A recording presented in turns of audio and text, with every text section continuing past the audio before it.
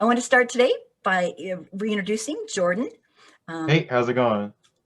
And Jordan is a friend of mine, and he's going to talk today about what his experience has been with systemic racism in America. And he's moved to a couple states, and he's now in Maine. Welcome to the program, and I'm happy you're here. Yeah, thanks for the invite. I always appreciate it. The conversation's always needed. It's a never-ending battle with racism. So it's good to be on here again. Thanks again for holding this. Oh, thank you. And it's so important that white folks especially hear the truth about how people's lives are impacted by systemic racism from a Yeah. person who lives it, not from me, but from you. So I really appreciate you. Hey, no problem. So, like I said, I was in New Jersey for 10 years. Then I was in Pennsylvania for about 15. Met someone, decided to move out of my state, try something different because, at the time, I wasn't really ever going through anything like racist or anything. So that wasn't ever really a thought in my mind. Like, oh, don't move this state because there's racists there. That was never really my thought. Like I said before, you didn't see the other video, kind of in like La La Land, where basically, well, what are people talking about? This and that's happening. It's never happened to me. So, Right. So just kind of shrug shoulders. racism wasn't really like a big, you just Yeah, hadn't experienced much. it was out there, but it wasn't something that happened to me. So I was kind of like I said in La La Land. I was just kind of like whatever. Like I've heard this before. I've learned about this stuff since I was in like elementary school, first, second, Right. third grade, all that stuff. And like I get it, but That's I it. shouldn't have taken it for granted. So with that being said, like I said, to kind of fast forward for people that didn't see the other video, I was at a place where we unload trucks. There was a guy in a break room who wasn't part of that company, and then there's a guy that was part of that company. The one that wasn't was a truck driver. The one that was, he was like a forklift driver. And then the truck driver guy was making fun of me, long story short, saying, oh, he looks like the guy from Forrest Gump did the whole lip thing. I'm just like, what? Like, wow, that's weird. And I left. And then when I left, the other guy, he came out, oh, Jordan, I'm so sorry. I didn't really know where he was going with this, and so on and so forth. And I'm like, it's okay. And I'm like, man, that was weird. Like, that was racist. Like, geez, like, what is he talking about? Like, that's one of our traits, Black people for most part have big lips. What's so funny about that? Like I said, I had to question that other guy that came out and said he was sorry, because the next thing that happened, like I said, just recapping for other people that haven't seen the other video, he brought up the whole Morgan Freeman thing, where basically Morgan Freeman basically said, if we stop talking about racism, if you stop calling me a black man, I'll start calling you a white man, and so on and so forth, it'll all go away. So if I stop talking about cancer, it's going to go away. If I stop talking about, I'm not going to say it, that's going to go away. If I stop talking about debt, it's going to go away. It's ridiculous. Anything, death. Like, that's the most ridiculous thing I've ever heard in my life. The convenience for white people. Yes. Convenience for white people, sorry. And that's kind of like how I felt, because I'm like, man, he really just came out of nowhere with the Morgan Freeman thing. It's always pick a black representative for this Negro, I guess, in layman's terms. I'm like, man, get out of here with that. And then, like I said, what really got me to start thinking about the whole racism thing and all that, aside those two things, was I was working with the guy, rest in peace, Swan. Basically, he's like, hey, Jordan. I'm like, what's going on? Did you hear what Paul LePage said? I'm like, no, who's that? Well, basically, catch you up, it's the governor. He was the ex-governor of Maine. He said there's guys coming up from New York and Connecticut, and they're coming up here selling their drugs and stuff.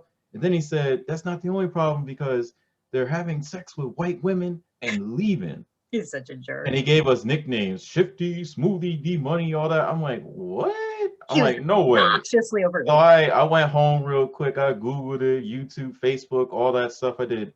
I'm like, man, he really said that. And then the next day, we went to get a comment from LePage to see if he apologized, because people did criticize him. He said he meant every single word. He has a 3-ring binder with these supposed criminals' names in them that they named themselves that. I'm like, wow. So it's on the other video. This whole, if you're this is your first time listening to Jordan talk, that this mayor and his obnoxious rhetoric is on the other video. So you got to check that out. Is it mostly you've had incidences at work or just in life in general, but mostly work? Mostly work, because think about that. At work, you have to be near a large group of people. Whereas if not at work, yes, something can happen, but I'm more in control of my situation. You know, Yeah. I can ignore people. I don't have to talk to anyone. Not I mean, hanging I out don't want with to the have to, general yeah, public. I'm not trying to say I want to be like that. Like, I don't want to not talk to people, but at the same time, when I'm at work, I'm more exposed to these kind of things because I'm Mhm. forced to engage in conversations with people to, you know, progress To the work. work. Yes. Yeah, if you're So, alone in your house, you can not be friends with somebody or not and get right. yeah. At work, you got to be with the public, and Hmm. public is a sampling of our And society. it's like, what kind of life would that be if I just shelter myself, you know? Like, I'm not one of those folks like, oh my God, they said something racist. I'm gonna run away. Like, no, I'm gonna fight. So just to get into some different Mhm. stories, and I'm pretty sure I didn't tell this one. Mhm. I went to somebody on the coast, and what happened was I was supposed to check their machine because again, that's what I deal with, like oxygen and so on and so forth. For your work. I was supposed to check their oxygen machine and then the nebulizer. Nebulizer helps them take their medication and so on in the Mhm. form of like a liquid that turns to a gas and so on. Mhm. The other one is like the machine. You just put the thing in your nose, connect it to the machine, you get your oxygen. So I go in there, everything's okay. I noticed she was smoking. I'm like, hey, I suggest that you don't smoke. You're gonna damage your machine. I gave the whole spiel like I always do to Right. everyone else, regardless of Company. who it is. Yeah. Yeah, safety, company things, etc. So they're talking to me because sometimes there's always side chatter. And again, I don't mind that. Like, that's one of the things why I said it's mostly happening at work.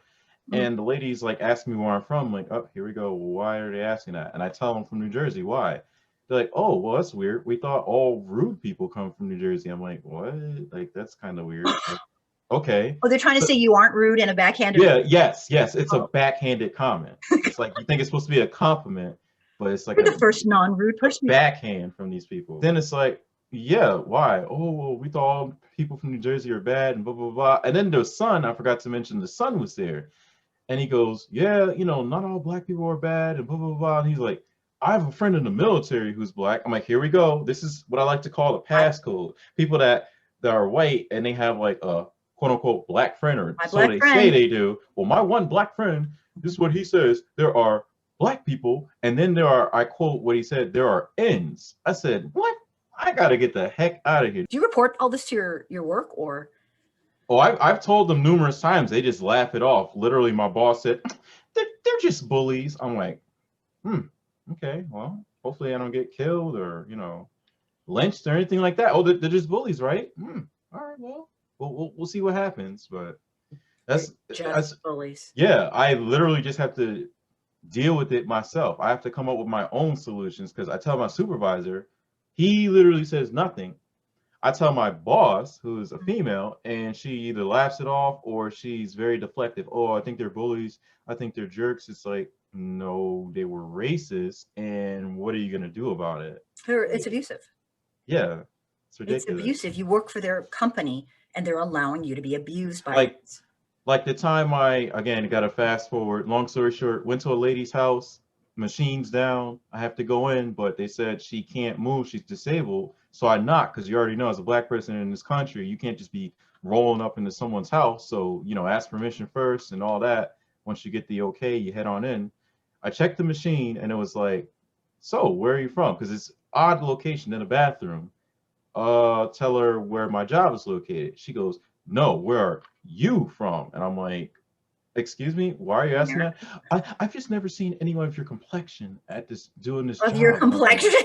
Yeah, that's literally how she said it. I was like, I'm sorry, ma'am. We do everything, you know, we're everywhere. Like, that's literally what I said to her.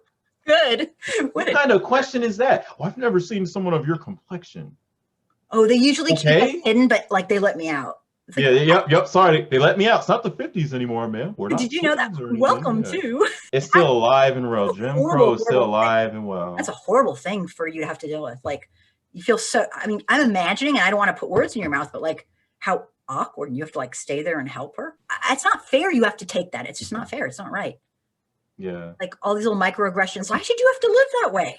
I shouldn't. Being abused by these people. See, but that's the thing I want people to realize that are watching this. Like, people think oftentimes it's, oh, a black person's complaining, or they just want free handouts, they just want free. No. Why does a black person have to live through this every day, and then they're told by the common white man, suck it up, quote unquote pull yourself up by your bootstraps, or you guys are just making this up. There is no such thing as racism. All lives matter. All the stupid rhetoric that always comes out of a white all the supremacist denials. mouth. They're all Yeah, just all the denials of deflectiveness, systemic. all the denials, all that stuff. It's just ridiculous. But that's my point. Why do I, the black man, why do I have to face this? And then when I tell someone about it, they either laugh or they do absolutely nothing. That's kind of like why I will not shut up about racism, because it's wrong. I wouldn't want the common white woman or white man to go through that. When you are about to approach someone's home for the first time, do you kind of, I don't know if you do this or don't, but in your mind, do you kind of like, okay, you know, this person could, like, do you kind of set yourself up, do you have to like think about all this? Every single day. I actually just had this last Thursday. So basically, I don't know why. My boss, she decided, well, you're going to be on call. So instead of giving you your regular run, your regular route where you're used to most of the foolishness, we're going to give you something different. And anytime they do that, something always happens. In this case, I had to do some machine checks, and then I think it was like maybe one delivery or something. So what ends up happening is I pull up to this house, says arriving at destination on right according to my GPS. I'm like, all right, cool. First thing I notice, Confederate flag. Oh, I feel so welcome. At their house? Yeah. Oh, right on the porch. I'm like, I feel welcome. I might as well not report this to my boss, though. Well, you know, yeah. Like, she never calls it what it is. She never calls it racist. Did you call her and tell her? No, because every time I told her in the past about this stuff, like the other guy I used to work with, he told the supervisor, hey, stop giving me this run. He goes, why? There's Confederate flags all over this town. It's terrifying. Stops. Yeah.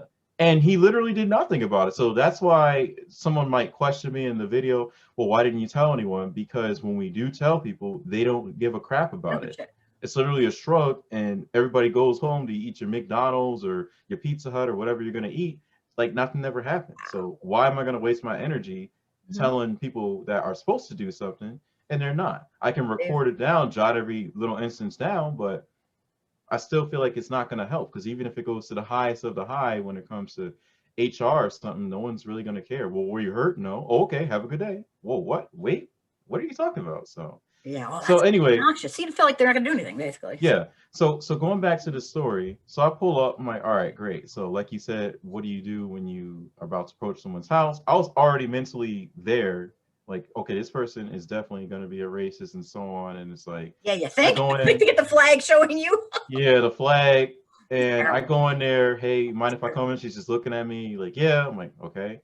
Go in there, check the machine, go through the whole thing. She didn't really say anything too crazy. And then, like I said, side conversation, you can't avoid it. It's going to happen. So she starts talking about all this stuff. I guess supposedly her one husband lives to the left because she lives in a trailer, and then someone else lives in front of her. Supposedly they're all crazy and stuff. They had to call the cops because of stupid stuff. And then I was just like, yeah, you know, there's a lot of craziness going on. Then she brought up the whole thing. Yeah, because remember, today, what the heck is today? Let me see the date, the 24th. So about a few weeks ago, we all know about the insurrection, January 6th. The white supremacist domestic attack that happened on the Capitol. So that's one of the common things. Yeah, so that's one of the common things that is talked about. And I always say, hey, I do have to remain neutral. And then if someone says something that I would kind of agree with, I'll kind of talk to them about that, because you just opened up that door. So one of the things was we brought that up, and she's talking about how crazy it is and so on and so forth. I'm like, yeah. And then I told her about, well, you know, I always go through some craziness. And then I told her about some of the stuff that patients say to me. And it's just like, oh, I'm sorry. You know, I do have the Confederate flag out there. So we're going to pause right here. So the fact, I want people to understand, you're always going to have some white person tell you, well, oh, I didn't know about that. Oh, I'm sorry. The fact that she literally just admitted that she brought that up, I didn't say anything to her, means that she knows what that is all about. And then she even said to me, well, my friends on Facebook put me on blast. Oh, you're a racist. You need to put that down. She goes, I'm not a racist. I have friends in the South. Here we go. Cornball excuses. I have friends in the South. I have a black friend. You know, I'm in the military and this and that, which, by the way, if you know anything about the military, they actually ban all that kind of bull crap within the military. You are not allowed to have the Confederate flag on military grounds. So I just kind of want to give people an example don't ever let someone play that con game when you talking about, well, maybe they don't know, maybe they don't get it. People do know, and they do get it. They just don't care. That's just like, what, me? Yeah, I'm sorry. I didn't know. I'm so sorry. I'll just take that flag down for you, Mr. Black Man. No, you know damn well what you're doing. Stop doing it. You know it's wrong, but you don't care. So I just kind of said, you know, it's your house. You can do whatever you want. And again, that's also the problem, because I have to be almost like complacent about it. Like deep down inside, I hate it, but it's like I have a job to do and so on. I can't really tell people how to run their lives and stuff. So then I'm just like, all right, whatever. I'm getting out of here. That is unconscionable that your company allows you to go in to a home that is waving a "We think Black people are not human" sign outside the house. That's terrifying.